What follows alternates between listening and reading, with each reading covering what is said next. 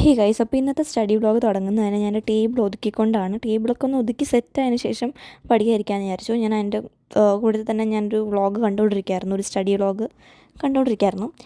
അതിന് ശേഷം അതൊക്കെ മാറ്റിയിട്ട് ഒരു ടൈമറൊക്കെ വെച്ചിട്ട് അങ്ങോട്ട് പഠിക്കാൻ അങ്ങോട്ട് ഇരുന്നിട്ടുണ്ടായിരുന്നു. എനിക്ക് എന്ത് ടൈമർ വെച്ചിട്ട് പഠിക്കാതിരിക്കുമ്പോൾ ഒരു ഉന്മേഷമാണ്, നമുക്കിത് ട്രാക്ക് ചെയ്യാൻ പറ്റില്ല എത്ര നേരം സമയം പഠിക്കാൻ പറ്റുന്നുണ്ടെന്നൊക്കെ.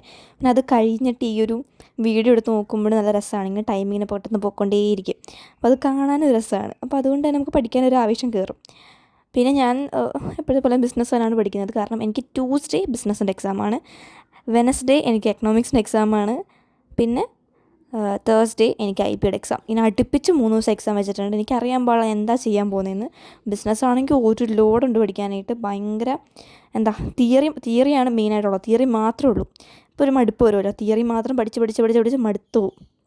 എനിക്ക് ഏറ്റവും ബോറടിക്കുന്ന സബ്ജക്റ്റും കൂടാണ് ഇപ്പോൾ ഇത്. ബോറൊന്നല്ല, മടുപ്പ് വരുന്ന സബ്ജക്റ്റും കൂടാണ് ഇതിപ്പോൾ.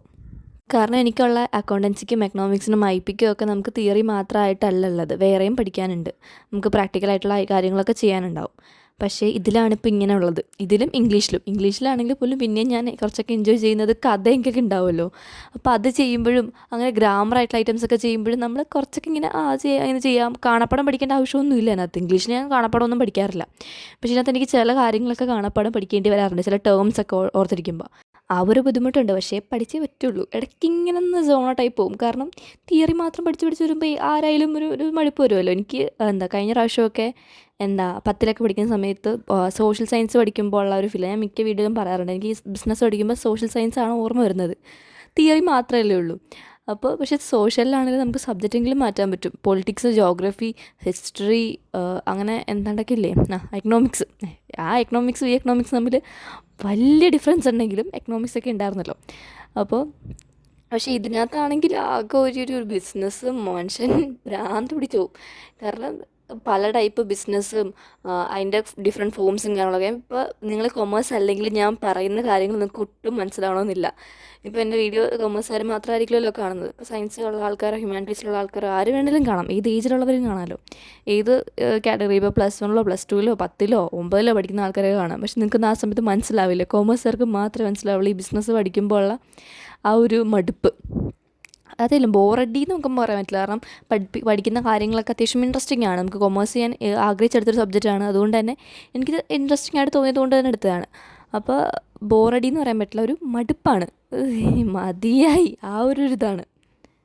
ഞാൻ പിന്നെ ഇന്ന് വീഡിയോ ഇടണോ വേണ്ടിയോ എനിക്കൊരു കൺഫ്യൂഷൻ ഉണ്ടായിരുന്നു. കാരണം ഈ വീഡിയോ ഇടാനായിട്ട് ഞാൻ കുറേ ടൈം വേസ്റ്റ് ചെയ്യുന്നല്ല, ഇങ്ങനെ കുറേ ടൈം എടുക്കും ഞാൻ വീഡിയോ എഡിറ്റ് ചെയ്ത് വീഡിയോ ഒന്ന് സെറ്റാക്കി തമ്മിലൊക്കെ എടുത്ത് അത് അപ്ലോഡായി കഴിഞ്ഞിട്ടേ ഞാൻ പിന്നെ പഠിക്കാനിരിക്കത്തുള്ളൂ. എൻ്റെ വീഡിയോ അപ്ലോഡ് ആകാനായിട്ട് കുറേ ടൈം എടുക്കാറുണ്ട്.